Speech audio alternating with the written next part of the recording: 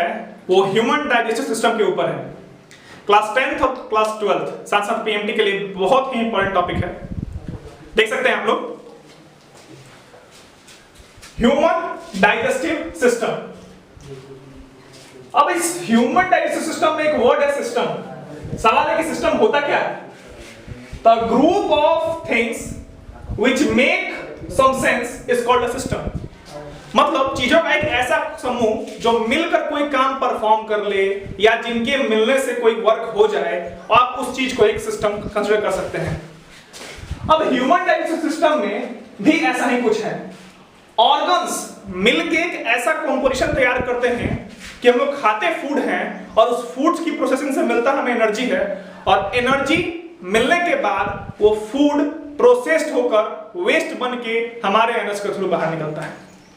ये कन्वर्जन कैसे होता है फूड का वेस्ट में, यही पढ़ेंगे हम ह्यूमन डाइजेस्टिव सिस्टम में। सबसे पहले पढ़ते हैं कि ह्यूमन डाइजेस्टिव सिस्टम बना किन किन चीजों से है। तो ह्यूमन डाइजेस्टिव सिस्टम कंसिस्ट करता है मेनली दो पार्ट, एक हमारा एलिमेंट्री कैनाल और दूसरा हमारा डाइजेस्टिव ग्लैंड्स। तो सवाल है कि ये एलिमेंट्री कैनाल क्या होता है। देखिए, माउथ से लेकर एनस तक का रीजन, माउथ वो हिस्सा है जहां से फूड हमारे बॉडी में एंटर करता है, और एनस वो ये हिस्सा है जहां से वेस्ट बाहर आता है। तो फूड जाने से लेकर वेस्ट बनने तक में ये दो चीज शुरुआत और एंड में मिलते हैं। जैसे माउथ हमारे शुरुआत में मिलेगा और एनस हमारे एंड पे मिलेगा। अगर माउथ से लेकर एनस तक के ट्यूब को लंबा इलोंगेटेड कर दें हम, तो वो जो ट्यूब तैयार होगा उसे कहेंगे हम एलिमेंट्री कैनाल। मतलब tube like structure from mouth to anus, यानी स्टार्ट होगा माउथ से और खत्म होगा एनस पे। इतना तक में जितना लंबा जो ट्यूब बन जाएगा वो हमारा पूरा कहलाएगा एलिमेंट्री कैनाल। तो लिखा है मैंने इसे यहाँ पे, the tube like structure from mouth to anus is called alimentary canal. इसकी लेंथ पे क्वेश्चन आते हैं, तो लेंथ इसका 6 to 9 मीटर होता है अप्रोक्सीमेटली। मिनिमम लेंथ इसकी 6 मीटर होगी और मैक्सिमम लेंथ इसकी 9 मीटर तक होती है। अब डाइजेस्टिव ग्लैंड्स क्या है? ग्लैंड्स बॉडी के वैसे ऑर्गन होते हैं जिनका सेक्रीशन हमारे लिए हेल्पफुल होता है। ये सेक्रीट करते हैं केमिकल्स या हार्मोन्स, ठीक है, जो हमारे बॉडी में कुछ कुछ फंक्शंस परफॉर्म करते हैं। ये हमें पढ़ना है डिटेल्स में ग्लैंड्स के बारे में, केमिकल कोऑर्डिनेशन एंड इंटीग्रेशन में।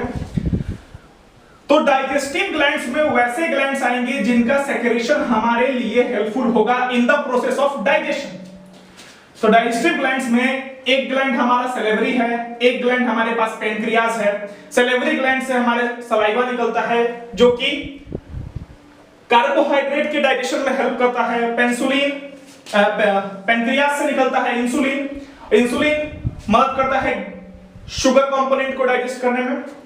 आगे देखते हैं, और भी बहुत सारे ग्लैंड्स हैं, उनका सेक्रेशन बहुत तरह का है, आगे डिटेल में हम लोग इसको पढ़ेंगे। तो ये एलिमेंट्री कैनाल और डाइजेस्टिव ग्लैंड दोनों कंपोज्ड होकर पूरा ह्यूमन डाइजेस्टिव सिस्टम को डिजाइन करते हैं।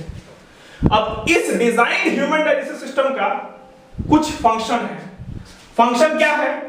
तो फंक्शन बेसिकली ये 5 फंक्शन परफॉर्म करते हैं एनर्जी बनाने के लिए हमारे बॉडी में। पहला फंक्शन है इंजेशन, मतलब होता है इसका इनटेक ऑफ फूड, खाना हम लोग खा लिए, ये हो गया इंजेशन प्रोसेस।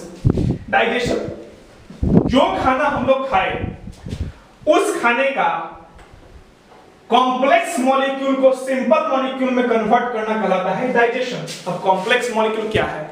उदाहरण के तौर पे चावल हम लोग खाते हैं, चावल की जरूरत हमारे बॉडी को नहीं है। हमारे बॉडी को जरूरत होती है starch component, glucose, sucrose, fructose, other बहुत तरह की चीजों की। तो जो कंटेंट हम लोग मिक्स फूड खाते हैं, जैसे चावल खाया, दाल खाया, इन सब की बॉडी को जरूरत नहीं है, इनमें प्रेजेंट कंपोनेंट की जरूरत होती है। तो जो हम खाना खाते हैं वो एक कॉम्प्लेक्स फूड होता है, उसमें से glucose, protein, amino acid, basic component को तोड़ के निकालना, ये प्रोसेस कहलाता है डाइजेशन। अब डाइजेशन प्रोसेस में जो न्यूट्रिएंट्स हमें मिलेंगे, जैसे carbohydrate, vitamin, protein, amino acid वगैरह वगैरह, इन सब को बॉडी द्वारा एब्जॉर्ब कर लिया जाता है। बॉडी के डिफरेंट सेल डिफरेंट सब्सटेंस को एब्जॉर्ब करते हैं। जैसे प्रोटीन एब्जॉर्ब होता है हमारे मसल्स द्वारा, फैट के लिए अलग अलग रीजन्स बने हुए हैं, फैट बहुत सारे बॉडी पार्ट्स में एक्यूमुलेट होता है। तो मान लीजिए हमारे बॉडी में जो फैट हो रहा है वो फैट स्टोर हो जा रहा है हमारे बेली रीजन्स में, हमारे हिप्स में, हमारे शोल्डर के पास, हमारे चेस्ट के पास, इन रीजन्स में वो एब्जॉर्ब हो जा रहा है। जितने प्रोटीन्स बन रहे हैं वो मसल्स में एब्जॉर्ब हो जा रहे हैं। ग्लूकोज हमें एनर्जी प्रोवाइड करने के लिए पूरे बॉडी में बन के ट्रांसपोर्ट हो रहा है, ठीक है। तो डाइजेशन में जो कंपोनेंट बनेगा बॉडी उसको एब्जॉर्ब करके अलग अलग जगह जब स्टोर कर लेती है तो प्रोसेस कहलाता है एब्जॉर्प्शन। अब एसिमिलेशन, वो जो स्टोर किया गया कंपोनेंट है अगर हमारे लिए कभी हेल्पफुल हुई, जैसे हमारे बॉडी के किसी हिस्से में प्रोटीन की जरूरत पड़ी, स्टोर्ड प्रोटीन को निकालकर बॉडी उसको यूज किया, तो ये प्रोसेस कहलाता है एसिमिलेशन। मतलब खाना जाएगा फिर डाइजेस्ट होगा, यानी कॉम्प्लेक्स फूड कंपोनेंट कन्वर्ट होगा सिंपल में। जो सिंपल कंपोनेंट बन के तैयार हुआ वो बॉडी के डिफरेंट पार्ट्स और सेल्स द्वारा एब्जॉर्ब कर लिया जाएगा, एब्जॉर्ब करके स्टोर रहेगा। अब स्टोर्ड जो एनर्जी का फॉर्म है वो हमारे लिए अगर यूज हुआ तो वो कहलाएगा एसिमिलेशन। और एसिमिलेशन के बाद पूरी फूड जब प्रोसेस हो गई तो जो वेस्ट बन के बाहर निकलता है दैट इज कॉल्ड इजेशन। तो इन 5 फंक्शन को परफॉर्म करता है हमारा डाइजेस्टिव सिस्टम।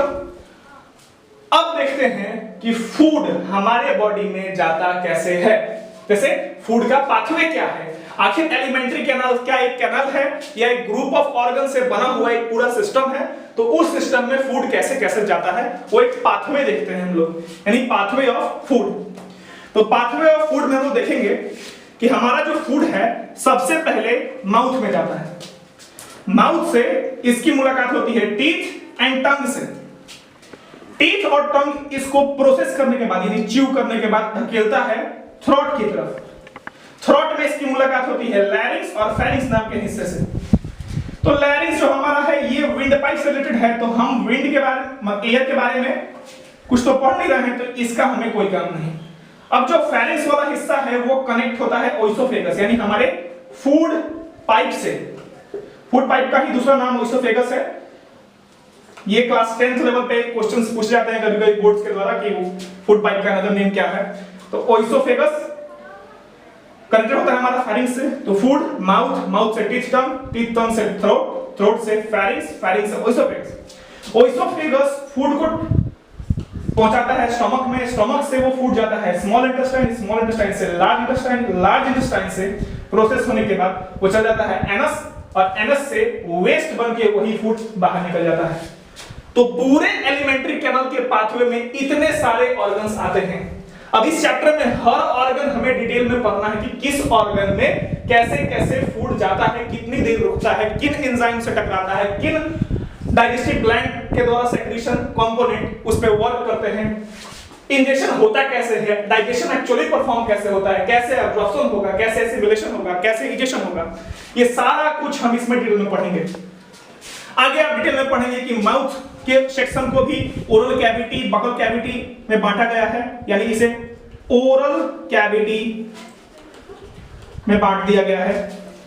उसके बाद थ्रोट, हमारा गला बड़ा डिजाइन से बांटा गया है। उसके बाद फेरिंक्स है, ओइसोफेगस है, ओइसोफेगस गले को यानी माउथ के हिस्से को पेट से जोड़ता है, एक ट्यूब है। तो ओइसोफेगस की अपनी एक लेंथ है, इसमें फूड का मूवमेंट एक अलग तरीके से होता है, वो तरीका हमें आगे पढ़ना है। स्टमक, स्टमक भी हमारा डिवाइडेड है 3 हिस्से में, that is fundic portion, pyloric portion, cardiac portion. इन तीनों पोर्शन को स्टमक में हम रीड करेंगे। उसी प्रकार से स्मॉल इंटेस्टाइन हमारा 3 हिस्से में डिवाइडेड है, और फिर लार्ज इंटेस्टाइन भी हमारा 3 हिस्से में डिवाइडेड है। स्मॉल इंटेस्टाइन हमारा डिवाइडेड है 3 हिस्से, that is duodenum, jejunum and ileum. Duodenum, jejunum and ileum. तो डियोडेनम, जेजिनम, इलियम।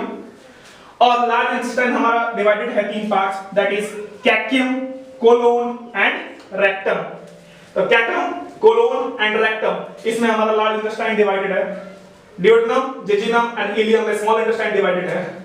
स्टमक के लिए भी 3 पोर्शन है हमारे, fundic, pyloric and cardiac portion. Fundic portion, pyloric portion, cardiac portion, ठीक है। तो सारे पार्ट्स का डिवीजन हम इसके पार्ट 2 में पढ़ेंगे with diagram. That's all, thank you.